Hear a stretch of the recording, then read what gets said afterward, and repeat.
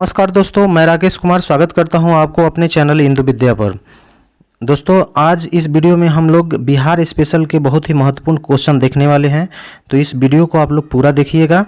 इसमें जो BPSC try 1.0, 2.0 और 3.0 में जिस तरह से क्वेश्चन बिहार स्पेशल का पूछा हुआ था और जो 17th बीपीएससी होने वाला है उसके लिए भी मैं आप लोगों को बोल रहा हूं कि इस वीडियो को आप लोग देखिएगा, क्योंकि जो पिछला बीपीएससी का ट्रेंड जो क्वेश्चन का रहा है बिहार स्पेशल का पूछने का, उसी ट्रेंड पर ये क्वेश्चन मैंने बनाया है। ठीक है, और इसमें मैंने कोशिश किया हूं कि मैं सारा डिटेल आप लोगों को एक साथ प्रोवाइड करूं। आप लोग स्क्रीन पर देख रहे होंगे दोस्तों कि किस तरह से मैं यहाँ पर देखिए, ये जगह पश्चिमी चंपारण है, तो पश्चिम चंपारण का मैं पूरा डिटेल यहाँ पर देने का कोशिश किया हूँ ताकि जो भी आप लोगों को क्वेश्चन बनेगा एग्जाम में तो एक भी क्वेश्चन यहाँ पे छूटने वाला नहीं है। ठीक है, तो इस वीडियो को आप लोग पूरा देखिएगा दोस्तों। और अभी तक जिन बच्चों ने मेरे चैनल को सब्सक्राइब नहीं किया है तो प्लीज़ सब्सक्राइब कर लीजिए, ताकि मैं जो भी अगला वीडियो डालूंगा सबसे पहले आप लोगों तक पहुँचेगा। ठीक है, तो ये बीपीएससी का जो लेवल है उसके हिसाब से ये बहुत ही महत्वपूर्ण आप लोगों को वीडियो होने वाला है। तो इस वीडियो को आप लोग जरूर और कंप्लीट देखिएगा, पूरा वीडियो देखिएगा दोस्तों, तभी आप लोगों को पता चलेगा कि इसमें क्वेश्चन का लेवल किस तरह से है। और लास्ट में हम लोग क्वेश्चन भी कुछ लगाएंगे। ठीक है, चलिए तो इस वीडियो को हम लोग बिना देरी किए हैं स्टार्ट करते हैं।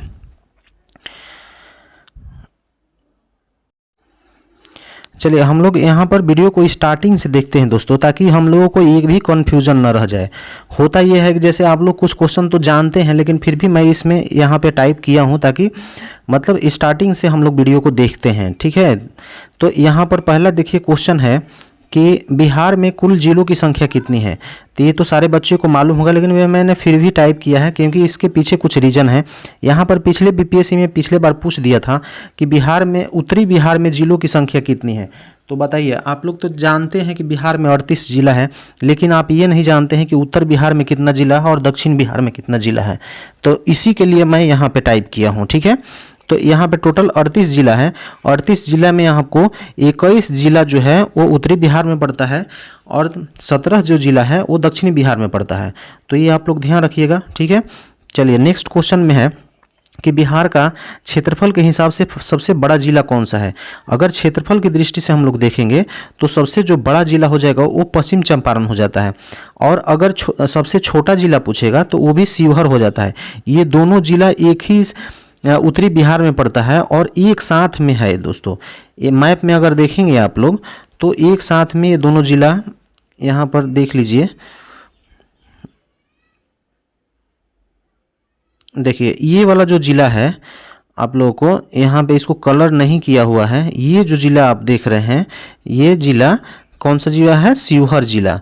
तो आप लोग देख लीजिए, ये पश्चिम चंपारण ये वाला रेड कलर वाला हो जाएगा और शिवहर यहीं पे हो जाएगा। तो सबसे बड़ा और सबसे छोटा दोनों एक ही साथ में है। तो इस तरह से आप लोग मैप में याद रखिएगा। ठीक है, तो चलिए यहाँ पर हम लोग नेक्स्ट क्वेश्चन देखते हैं। नेक्स्ट में है कि बिहार का कितना जिला नेपाल से सीमा बनाता है। तो ये देखिए 7 जिला है, नेपाल से टोटल 7 जिला सीमा बनाता है। इसको चलिए हम लोग मैप में देख लेते हैं। देखिए यहाँ पर मैप में अगर आप लोग देखेंगे तो इससे बहुत सारा क्वेश्चन बनता है। आप लोग ध्यान रखिएगा, चार ठो जिला दे देगा, उसमें से एक जिला जो है वो अलग से दे देगा और बोल देगा कि इसमें से कौन सा जिला आप लोग को नेपाल से सटा हुआ नहीं है। तो अगर आप सब जिला का नाम नहीं जानेंगे तो इस क्वेश्चन का जवाब कैसे दे पाएंगे। तो इसीलिए सारे जिला का नाम आप लोग को याद रखना है।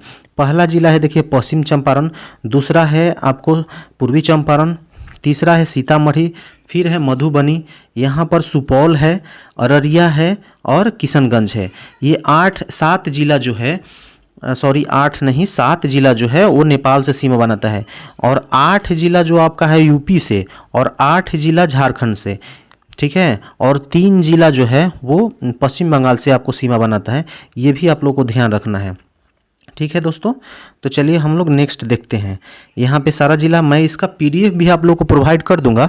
पीडीएफ आप लोग डाउनलोड कर लीजिएगा और 1-2 बार देख लीजिएगा, तो ये सारा क्वेश्चन कन्फ्यूजन आप लोगों का दूर हो जाएगा। ठीक है, चलिए आप लोग को एक स्क्रीनशॉट लेने का ज़रूरत नहीं है, पीडीएफ मैं आप लोगों को डिस्क्रिप्शन में डाल दूंगा।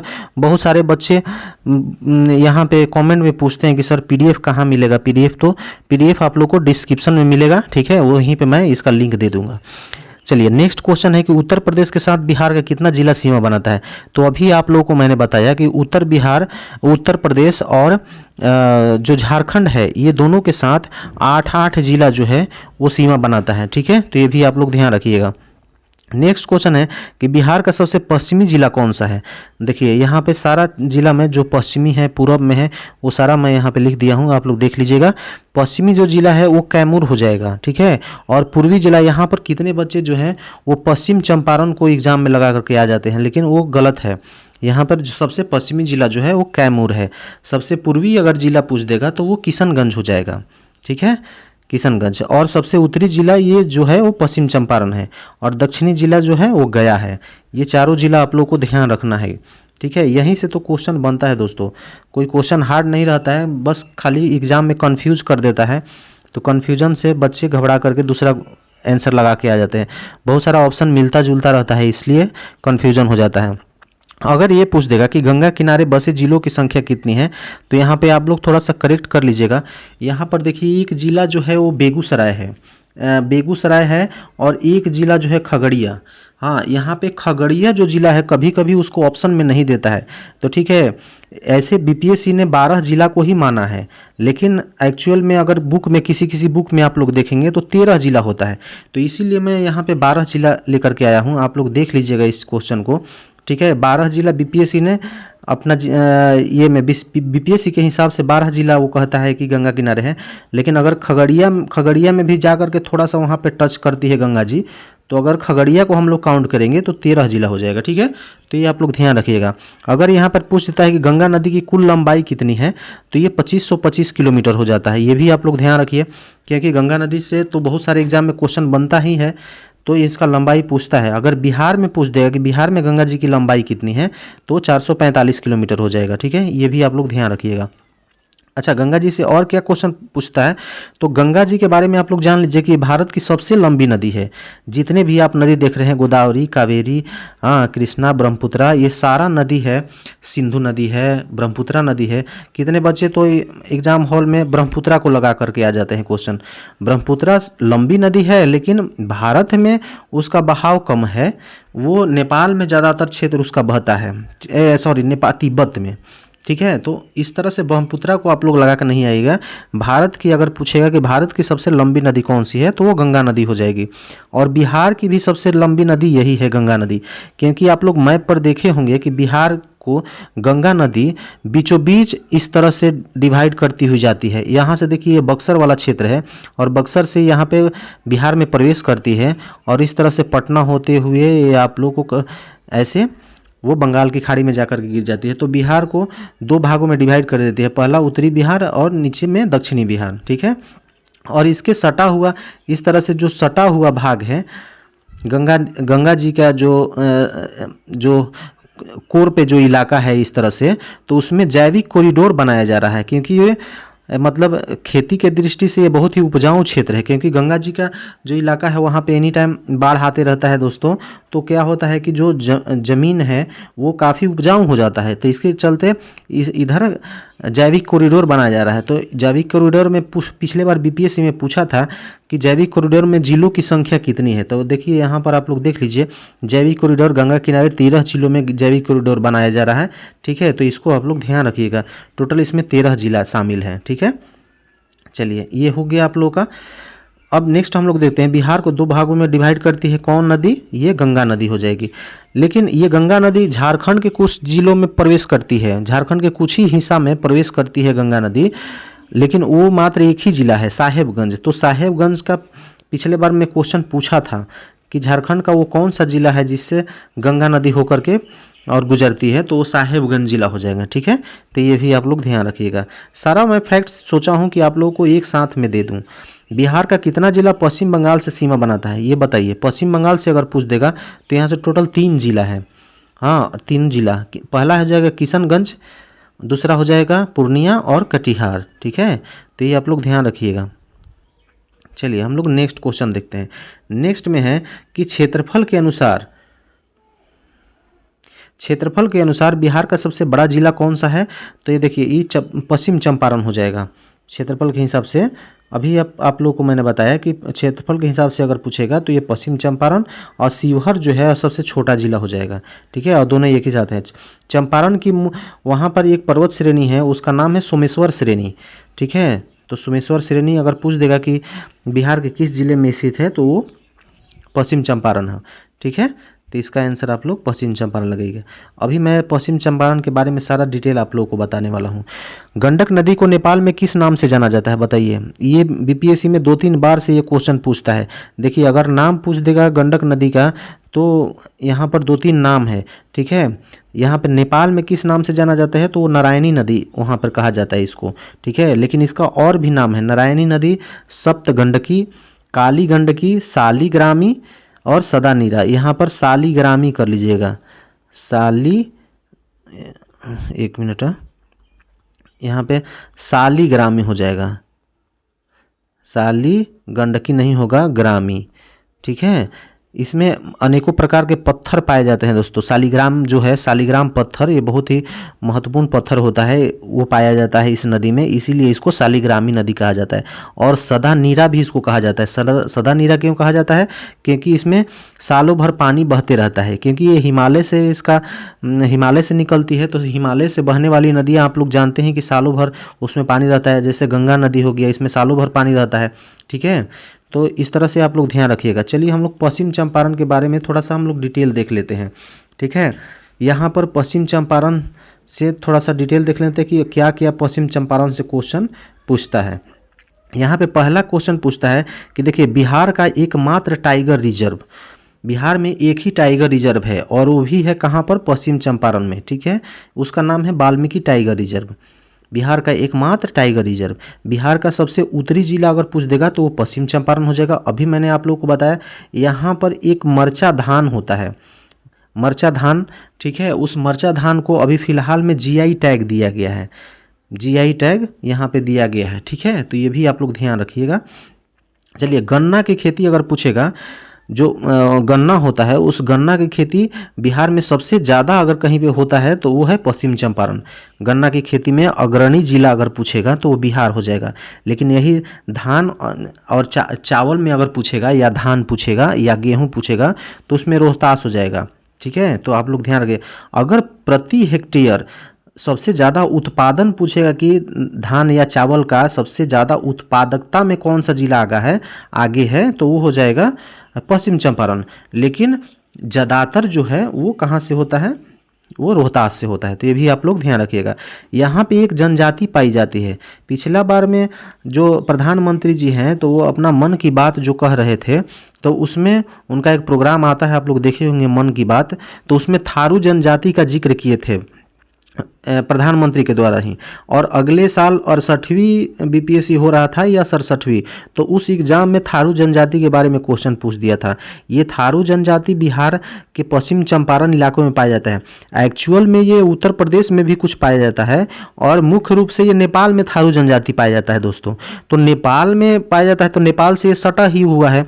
तो इन लोगों का इसलिए प्रधानमंत्री जी ने कहा था कि उस समय पिछले बार लॉकडाउन हुआ था, तो लॉकडाउन में इन लोगों का एक पर्व होता है, बरना पर्व। इसको ध्यान में रखिएगा, इससे क्वेश्चन बनता है एग्जाम में।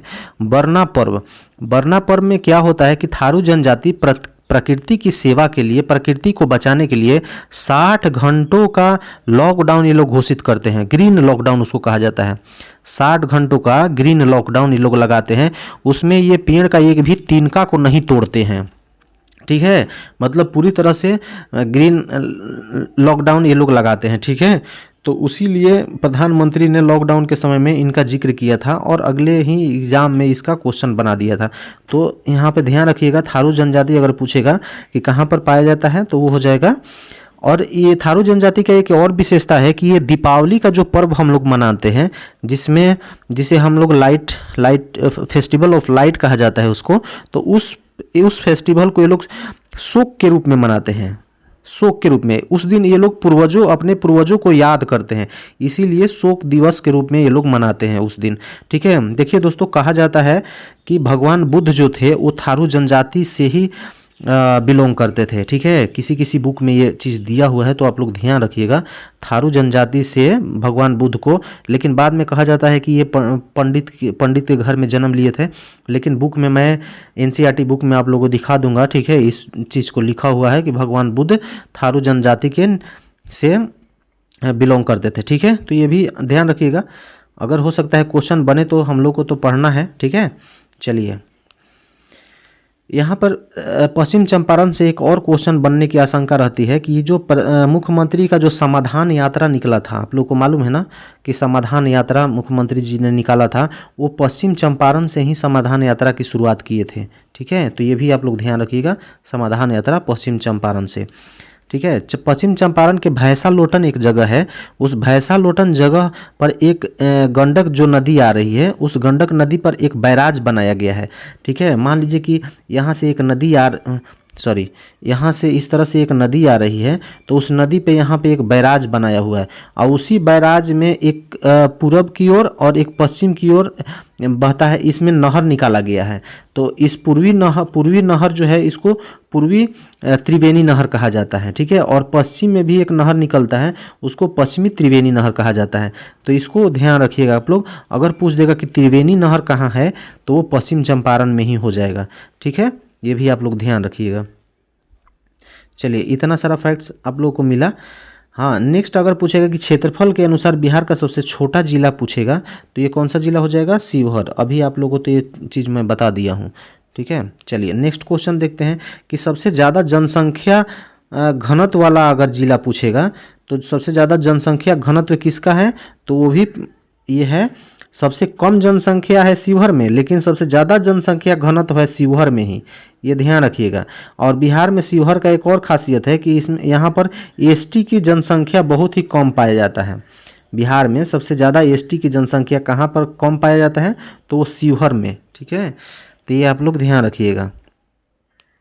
जनसंख्या के आधार पर बिहार का सबसे बड़ा जिला कौन सा है? जनसंख्या के आधार पर अगर पूछेगा, तो सबसे बड़ा जो जिला हो जाएगा वो कौन सा होगा? तो ये पटना जिला हो जाएगा। ठीक है, और सबसे छोटा जो जिला हो जाएगा वो कौन सा हो जाएगा? तो शेखपुरा। पटना जो है जनसंख्या के आधार पर सबसे बड़ा, सबसे छोटा जो है शेखपुरा। अगर पटना के बारे में और चीज़ जानना है आप लोगों को, तो यहाँ पर देख लीजिए। पहला तो है कि गुरु गोविंद सिंह का जन्म जो हुआ था वो पटना साहिब में, पटना में ही एक इलाका है पटना साहिब, तो वहीं पे गुरु गोविंद सिंह का जन्म हुआ था। ठीक है, तो यहीं पर एक पिछला बीपीएससी में ये देखिए क्वेश्चन पूछा था, पादरी की हवेली क्या है? तो ये एक चर्च है, पुराना चर्च है दोस्तों। ठीक है, तो पादरी की हवेली भी पटना में ही है। गंगा किनारे सबसे लंबा तटरेखा वाला जिला कौन सा है? तो पटना है। आप लोग देखेंगे मैप पर कि जो पटना है, यहाँ पर देख लीजिए, ये मैप पर जो ब्राउन कलर से इंडिकेट किया गया है, यह पटना है। और इधर से आप लोगों को गंगा नदी यहाँ से निकलती है, इधर से। हाँ, तो गंगा नदी के किनारे अगर पूछेगा तो सबसे लंबा देखिए तटरेखा वाला कौन सा हो जाता है? वो पटना है, क्योंकि पटना का लंबाई यहाँ तक फैला हुआ है, देखिए। ठीक है, तो यहाँ पर, और यहीं पर नज़दीक में आप लोगों को शेखपुरा मिलेगा।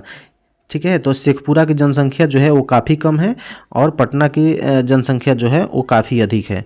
जिस तरह से आप लोग देख रहे थे चंपारण और शिवहर को, उसी तरह यहाँ पे पटना और शेखपुरा नज़दीक में है। ठीक है, तो ये आप लोग ध्यान रखिएगा।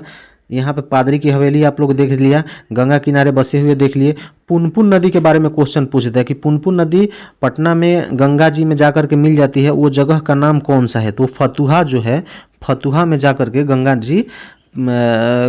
जी में जाकर के पुनपुन नदी मिल जाती है। ठीक है, तो ये भी आप लोग ध्यान रखिएगा। चलिए, अब हम लोग पटना का यहाँ पर सारा क्वेश्चन जो पटना से बन सकता है वो सारा क्वेश्चन हम लोग देख लेते हैं। देखिए, पहला तो है कि यहाँ पर पटना में जैविक कॉरिडोर है, जैविक उद्यान है एक, पटना में जैविक उद्यान है, उसके बारे में पूछ सकता है। ठीक है, तो पटना संजय गांधी जैविक उद्यान जो है वो पटना में है। संजय गांधी जैविक उद्यान किस लिए फेमस है? तो गैंडा प्रजनन के लिए। ये पूरा एशिया में फेमस है दोस्तों, तो इसको ध्यान रखिएगा। गैंडा प्रजनन का सबसे बड़ा केंद्र जो है वो पटना का संजय गांधी जैविक उद्यान है। ठीक है, पूरा एशिया का सबसे बड़ा है। गोलघर का निर्माण पूछ देता है, गोलघर भी पटना में है। ये वारेन हेस्टिंग के समय में गोलघर का निर्माण हुआ था। ठीक है। ये कब हुआ था? 1786 में। 1784 में इसका काम लगा था, लेकिन 2 साल में इसको बन के निर्माण हो गया था। तो 1786 में ये पूरी तरह से कंप्लीट हो गया था। पटना से एक और क्वेश्चन पूछता है कि डच फैक्ट्री का निर्माण पटना में कब हुआ था? तो 1632। ये डेट आप लोग एकदम याद रखिएगा। डच फैक्ट्री का निर्माण पटना में 1600, जो पटना कॉलेज है उसी में 1632 में डच फैक्ट्री का निर्माण हुआ था। पटना में दूसरा राज्याभिषेक जो फर्रुखसियर है, तो फर्रुखसियर का दूसरा जो राज्याभिषेक हुआ था वो पटना में ही हुआ था। 2 बार इसका राज्याभिषेक हुआ था। पूछता है कि कौन सा मुगल बादशाह था जिसका जो राज्याभिषेक है वो 2 बार हुआ था? तो यही फर्रुखसियर है। दूसरा राज्याभिषेक कहाँ पर हुआ था? तो पटना में। मुगल काल में पटना का नाम पूछ देता है कि क्या था? तो ये अजीमाबाद था। ये जो आप लोगों को मालूम होगा कि अजीमाबाद मोहम्मद अजीम के नाम पे रखा गया था, ठीक है। तो ये भी ध्यान रखिए। ये बहावी आंदोलन जो हुआ था उसका प्रमुख केंद्र पटना बन गया था दोस्तों। हाँ, पटना से ही सारा संचालन उसका होता था, ठीक है। तो ये भी ध्यान रखिएगा। पूछता है कि बहावी आंदोलन पहला, तो ये यहाँ पर लिख दीजिए कि बहावी आंदोलन हुआ कब था? तो ये 1830 के आसपास में हुआ था, ठीक है। तो ये ध्यान रखिएगा। और बहावी आंदोलन का प्रमुख केंद्र जो है वो पटना था। ये भी आप लोग को ध्यान रखिए। देखिए, और यहाँ पे बहुत ही महत्वपूर्ण क्वेश्चन, इसको तो एकदम आप लोग भूलिएगा मत। पटना में डॉल्फिन शोध, भारत का पहला डॉल्फिन शोध संस्थान अगर पूछेगा कि कहाँ पर बना है तो ये पटना में हो जाएगा, ठीक है। और गंगा जी का जो डॉल्फिन है उसको राष्ट्रीय जलीय जीव घोषित किया गया है। तो ये कब किया गया था? ये भी बीपीएससी में पूछ चुका है। ये 2009 में गंगा जी का डॉल्फिन को राष्ट्रीय जलीय जीव घोषित किया गया है, ठीक है। तो ये भी आप लोग ध्यान रखिएगा।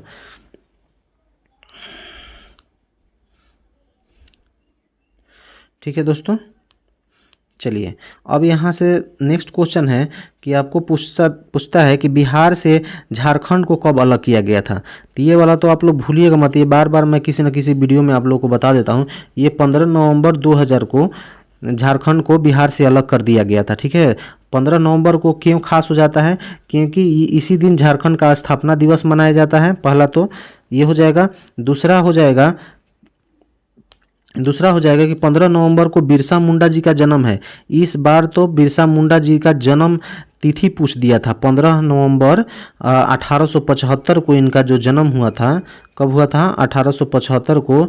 ये पिछला बार शायद ट्राई 3.0 में ये क्वेश्चन शायद पूछा था दोस्तों, या बिहार के किसी अन्य में, मुझे ध्यान नहीं आ रहा है। ये वाला पूछ दिया था कि उनका जन्म दिवस कब था। तो ये 1875 में उनका जन्म हुआ था, ठीक है। बिरसा मुंडा जी का 15 नवंबर को ही हुआ था। और 15 नवंबर और ख़ास किस लिए हो जाता है कि प्रधानमंत्री जी ने आदिवासी गौरव दिवस मनाने की घोषणा इसी दिन कर दी है, ठीक है। उस समय जब झारखंड जब अलग हुआ था तो झारखंड में कितना जिला बिहार का चला गया था? तो 18 जो जिला मिला करके झारखंड राज्य का गठन हुआ था। ये भी आप लोग ध्यान रखिएगा, इसको भूलिएगा मत दोस्तों, मैं बोल रहा हूँ आप लोगों को, ठीक है। अभी वर्तमान में अगर पूछ देगा कि झारखंड में कितना जिला है तो टोटल 24 है, लेकिन उस समय कितना था? 18 जिला मिल करके झारखंड का निर्माण किया गया था, ठीक है। चलिए, बिहार का शुक किस नदी को कहा जाता है?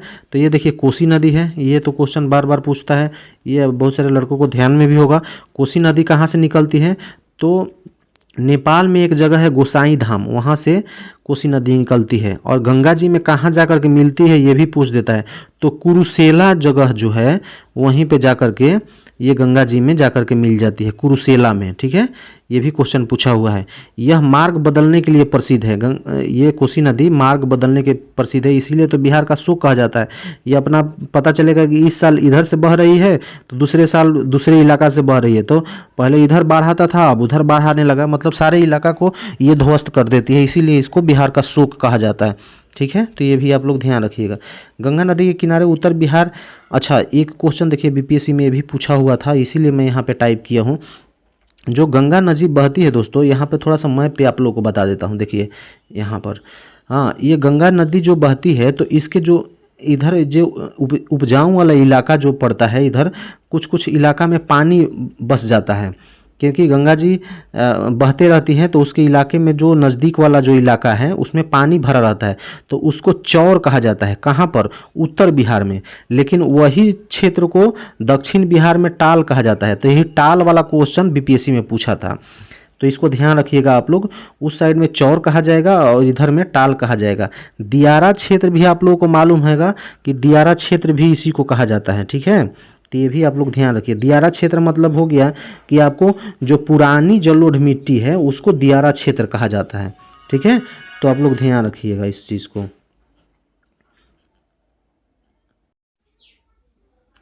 ठीक है दोस्तों, चलिए ये हो गया।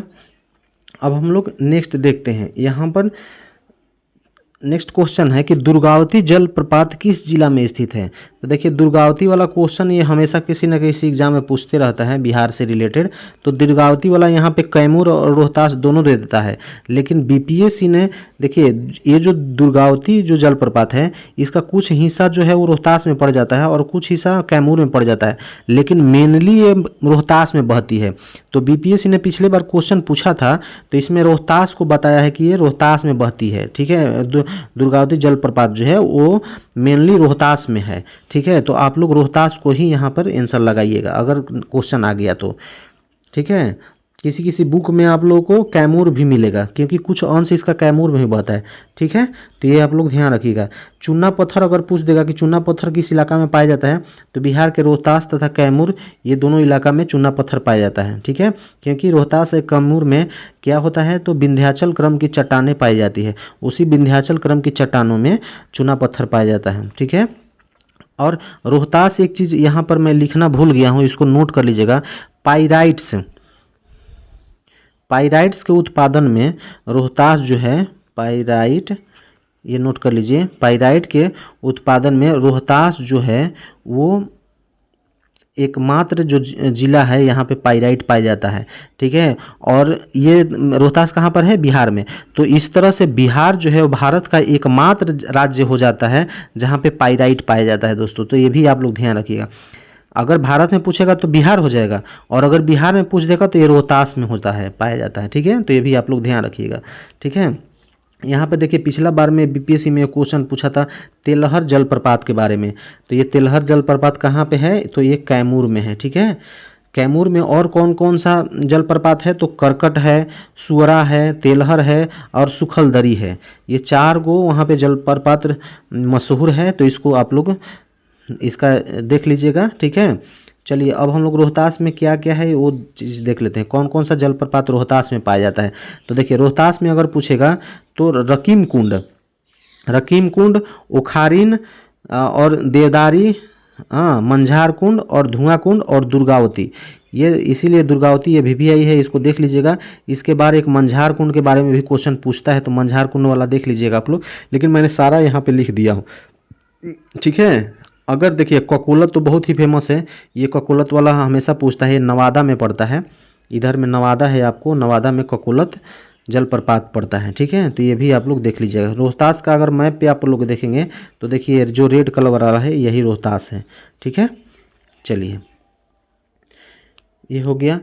हाँ, बिहार के किस क्षेत्र में टर्शियरी चट्टान पाया जाता है, ये बताइए आप लोग। पहले तो हम लोग चट्टान के बारे में देख लेते हैं। यहाँ पर चट्टान जो है देखिए ये बिहार का मैप है आप लोगों को।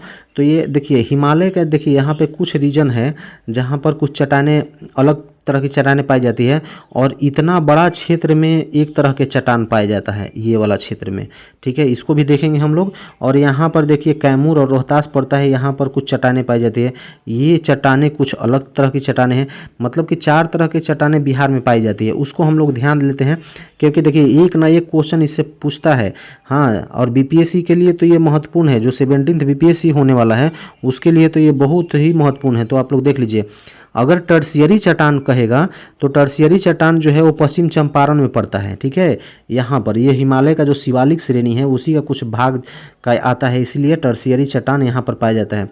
और क्वाटनरी चट्टान बिहार का जो मैदानी इलाका है, मतलब कि जो यहाँ पर बिहार का देख रहे हैं कि पूरा मैदानी इलाका, इस मैदानी इलाका में टर्शियरी चट्टान पाया जाता है। तो अगर यहाँ से क्वेश्चन बना सकता है कि बिहार के सबसे ज़्यादा क्षेत्र में पाया जाने वाला चट्टान कौन सा है, तो टर्शियरी हो जाएगा, क्योंकि देखिए बिहार का मैदान बहुत ही फैला हुआ है। और विंध्यन क्रम की चट्टानें पूछेगा तो ये यहाँ पर देखिए ये वाला विंध्यन क्रम की चट्टानें हैं, ठीक है। तो ये यहाँ पे कौन सा जिला पड़ता है, तो कैमूर और रोहतास। और इसी विंध्यन क्रम की चट्टानों में क्या पाया जाता है, चूना पत्थर और पाइराइट्स, ठीक है, ये ध्यान रखिए। आपको धारवाड़ क्रम की चट्टानें कहाँ पाई जाती है, तो आप लोगों को मालूम है दोस्तों कि देखिए यहाँ से लेकर के ये धारवाड़ क्रम की चट्टानें हैं। जो बिहार का जो निचला भाग है उसमें धारवाड़ क्रम की चट्टानें यहाँ पर पाई जाती है। और आप लोगों को मालूम है कि यहाँ से झारखंड स्टार्ट होता है। झारखंड का बंटवारा जो हुआ था वो नीचे में ही तो यहाँ इधर झारखंड पड़ता है। ठीक है, तो झारखंड से सटा हुआ है। और आप लोग जानते हैं कि झारखंड में जो है वो मतलब खनिज तत्वों के लिए पूरा भंडार है। तो उसी का कुछ अंश आप लोगों को बिहार में भी देखने को मिल जाता है। ठीक है, झारखंड का कुछ हिस्सा में इधर में भी फैला हुआ है जो बिहार में पड़ जाता है। तो इसी में भी खनिज तत्व पाए जाते हैं और कोयला वगैरह हल्का फुल्का इधर पाया जाता है। ठीक है, तो आप लोग ये कौन सी चट्टानें हैं, तो ये धारवाड़ क्रम की चट्टानें हैं, आप लोग को ध्यान रखना है।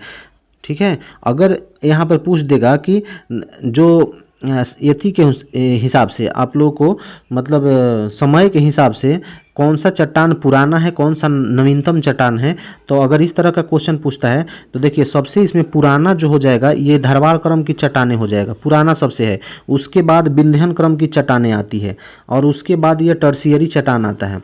और सबसे नवीनतम हो जाएगा कौन सा, ये वाला चट्टान जो क्वाटनरी चट्टान। ठीक है, तो क्वाटनरी चट्टान सबसे नवीनतम हो जाएगा, ये ध्यान रखिएगा आप लोग। बिहार के किस क्षेत्र में टर्शियरी चट्टान पाया जाएगा, तो ये पश्चिम चंपारण वाला क्षेत्र है, पश्चिम चंपारण हो जाएगा सही आंसर। हाँ, बिहार में पाए जाने वाला चट्टान में कौन सा नवीनतम चट्टान है, तो क्वाटनरी चट्टान सबसे नवीनतम है, अभी आप लोगों को बताया। धारवाड़ क्रम की चट्टानें सबसे पुरानी चट्टानें हो जाएगी और धारवाड़ क्रम की चट्टानों में ही कोयला और खनिज तत्व पाया जाता है, ये भी ध्यान रख लिए आपने।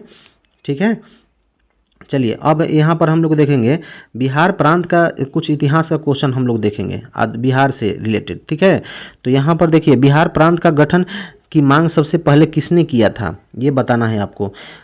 हम लोग अगर बिहार के ये स्पेशल प्रश्न पढ़ रहे हैं तो हम लोग तो वहीं से न पढ़ेंगे जहाँ से बिहार का फॉर्मेशन हुआ था, जहाँ से बिहार का बंटवारा हुआ था।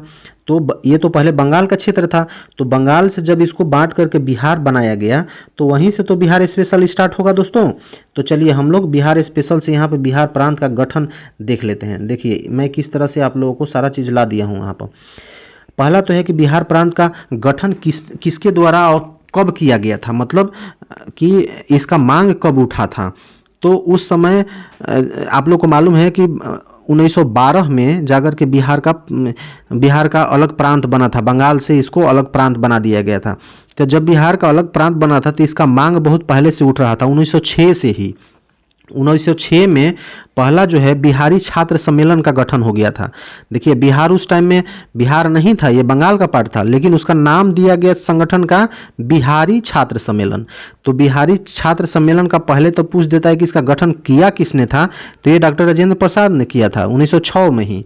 ठीक है, तो ये लोग अलग बिहार का एक मांग कर रहे थे। ठीक है, दूसरा बार में चल जाइए तो बिहार प्रादेशिक सम्मेलन एक हुआ था कि बिहार गठन करने के लिए कि यहाँ प्रादेशिक सम्मेलन का गठन किया गया था। तो उस प्रादेशिक सम्मेलन का गठन कब किया गया था, 1908 में। कहाँ किया गया था, तो पटना में। पृथक बिहार का प्रस्ताव इसी में पृथक बिहार का प्रस्ताव रखा गया था। तो ये क्वेश्चन बीपीएससी ने पूछा था कि इस प्रस्ताव को सबसे पहले किसने रखा था, तो उनका नाम हो जाएगा फखरुद्दीन। देखिए यहाँ पर हो जाएगा फखरुद्दीन, इसका सही आंसर हो जाएगा। ठीक है, ये बिहार प्रादेशिक सम्मेलन में इन्होंने सबसे पहले प्रस्ताव रखा था। दूसरा चीज़ है कि बिहार प्रदेश कांग्रेस कमेटी का भी गठन हो गया था 1908 में ही। 1906 में मांग हुआ, 1908 में प्रदेश कांग्रेस कमेटी का गठन हो गया था। और इसका अध्यक्ष के बारे में बीपीएससी ने पूछ डाला है कि इसका अध्यक्ष कौन थे, तो ये हो जाएगा हसन इमाम। हसन इमाम जी बिहार प्रदेश कांग्रेस कमेटी के प्रथम अध्यक्ष थे। ये बहुत ही इंपॉर्टेंट है आप लोगों को एग्जाम के दृष्टिकोण से, तो इसको आप लोग ध्यान रखिएगा। ठीक है, चलिए तो अब इन्होंने सबने मांग किया, लेकिन इसमें से एक अलग महत्वपूर्ण व्यक्ति हैं जिन्होंने इस बात को बहुत जोरों शोर से उठाया था। उस व्यक्ति का नाम अभी हम लोग देखने वाले थे कि किसके कहने पर बिहार अलग प्रांत का गठन हुआ था, वो चीज़ यहाँ पर देख लीजिए।